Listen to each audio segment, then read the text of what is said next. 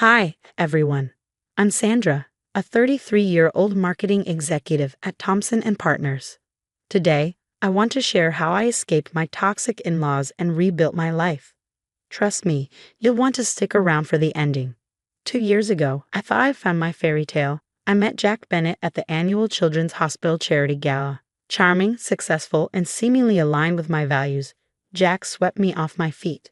Our whirlwind romance was a dream. Fancy dinners, surprise weekend getaways, and within 6 months, we were married. "You're exactly what this family needs, dear," his mother, Linda, gushed during my first dinner with the Bennetts. Someone bright and modern to shake things up. She welcomed me warmly, offering advice on family dynamics and always wearing a pleasant smile. But then there was Robert Bennett, Jack's father, a wealthy real estate mogul who ran his family like one of his businesses. From the start, his views were clear. "A working wife in our family?" he scoffed during our first meeting. "Jack, shouldn't you be making enough to support her?" "Dad, times have changed," Jack defended, though his voice wavered.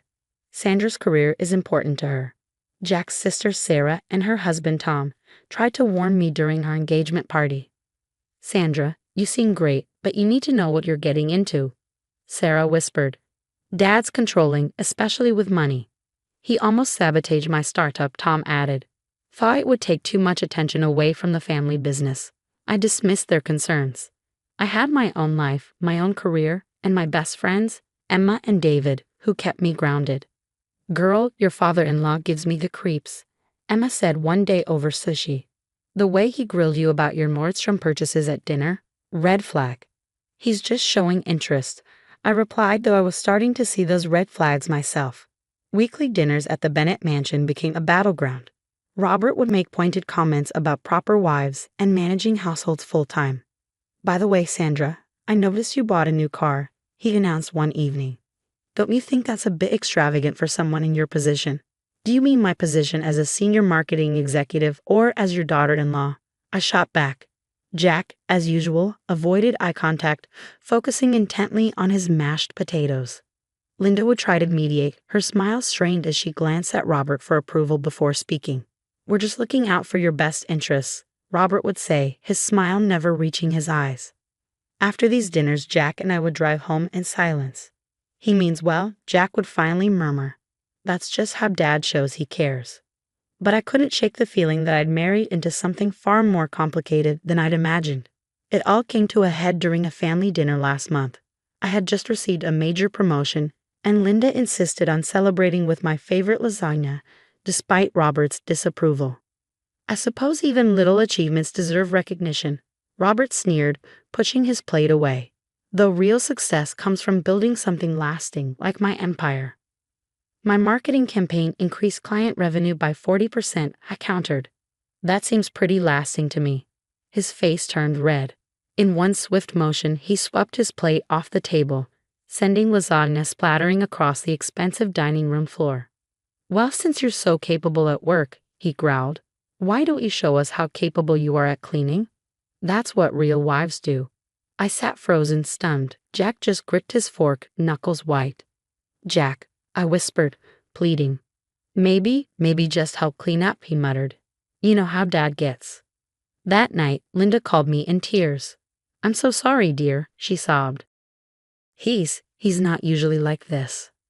"Actually, he is," Sarah interrupted during our emergency coffee meetup the next morning. Her voice was sharp, her expression grim. "Remember my first husband? Dad basically orchestrated our divorce because he didn't fit the Bennett image. And that's not even the worst part." She pulled out her phone, scrolling quickly. "Tom found something in the company records," she said, pushing the screen toward me. "Dad's been moving money around, including from your joint accounts with Jack." My hands shook as I opened my banking app. Sure enough, large sums had been withdrawn and invested in Robert's projects, all authorized by Jack. "Why did you tell me?" I confronted Jack that evening, holding out the evidence. "Dad knows what he's doing with money," Jack said defensively. "He's just protecting our future by stealing from us." "It's not stealing if it's family," he replied, parroting his father's words like a dutiful son. The next blow came from Emma at work. "Sandra, you need to see this," she said, pulling me into a conference room. She showed me an email thread between Robert and our company's board members. In the messages, Robert questioned my stability and suitability for leadership. He's been reaching out to your major clients too, David added, his tone furious. Undermining your projects. I confronted Jack again. Dad's just protective of the family reputation, he said with a shrug. Maybe if you tried harder to fit in. Fit in? Like your mother, afraid to breathe without his permission. Don't talk about my family like that, Jack snapped. Our family, Jack. I'm your wife. Then act like it. The chasm between us widened. Jack spent more time at his parents' house while I threw myself into work. But Robert's influence reached everywhere. Clients began pulling out, citing vague leadership concerns. My hands are tied, my boss said in a closed-door meeting. Your father-in-law's been busy. Desperate, I called Sarah. How did you survive this? I sobbed. I didn't, she admitted. Not until I stopped trying to please him. But Sandra, this goes beyond family drama. Tom found evidence that Dad's been using company funds to bribe city officials. He's running a criminal empire. The next weeks were a whirlwind. Tom unearthed more damning documents, transactions linking Robert to shell companies, money laundering, and fraud. I started keeping meticulous records of every interaction, every email, every comment, every suspicious bank transfer. One afternoon, I found Linda alone in the garden, her hands trembling as she tended to the flowers. I should have warned you, she whispered. 40 years of this. He controls everything, my credit cards, my phone, even my mother's nursing home payments. I tried to leave once, back in '95. He threatened to ruin my brother's business. The final blow came when I checked my personal account, the one I had long before marrying Jack. Nearly $50,000 was gone. I gave Dad access, Jack admitted when I confronted him again. He said it was for our future. For the family? I laughed bitterly. Jack, we're not the Rockefellers. We're victims of your father's ego. Everything erupted at the next family dinner. Robert was in the middle of boasting about his latest development project when I cut in. Like how you sacrificed my savings, I said, or Linda's inheritance, or the city contracts you bribed officials for.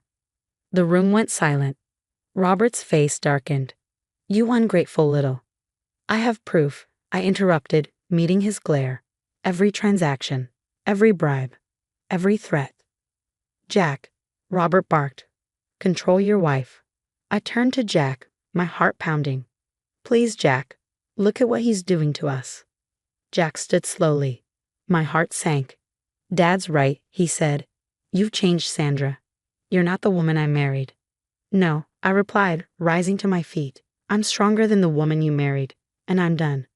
If you walk out that door, Robert growled, you'll have nothing. I'll make sure of it.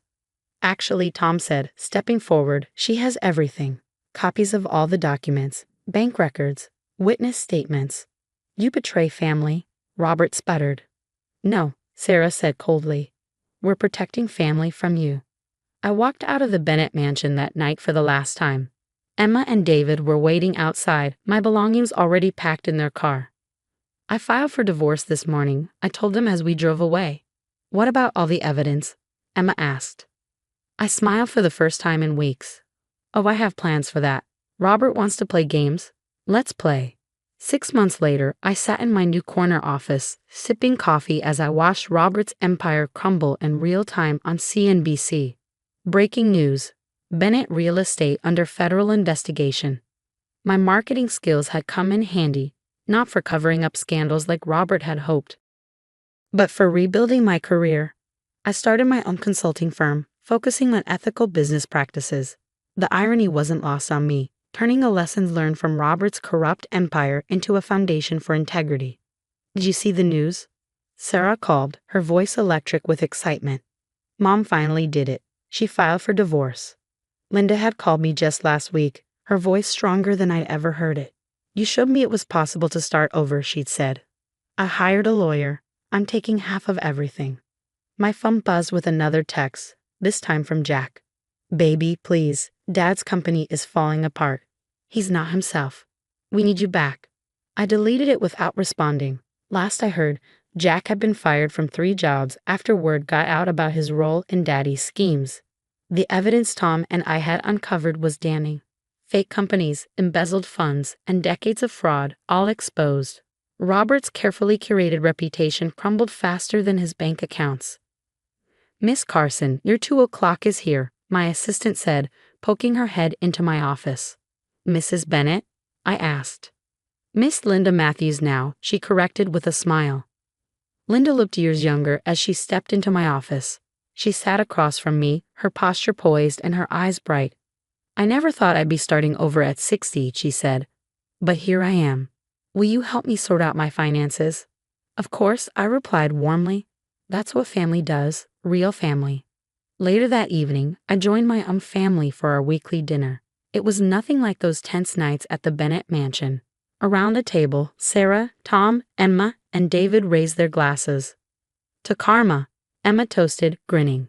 "To freedom," Linda added, her smile radiant. My phone lit up with a news alert. Bennett Real Estate CEO Robert Bennett faces criminal charges. I glanced outside where the sun was setting, painting the sky in rich hues of orange and pink. My new campaign had launched to rave reviews. My firm was thriving. Next week, I was scheduled to speak at a women's empowerment conference about financial independence and resilience. "You know," Linda said as we strolled to grab dessert, "I wasted 40 years being afraid. You saved me from wasting 40 more." I squeezed her hand, my heart full. Robert had tried to destroy me, but instead he'd made me stronger. He thought family was about control. He never understood that real family is about love. And love, unlike his empire, was something he couldn't corrupt.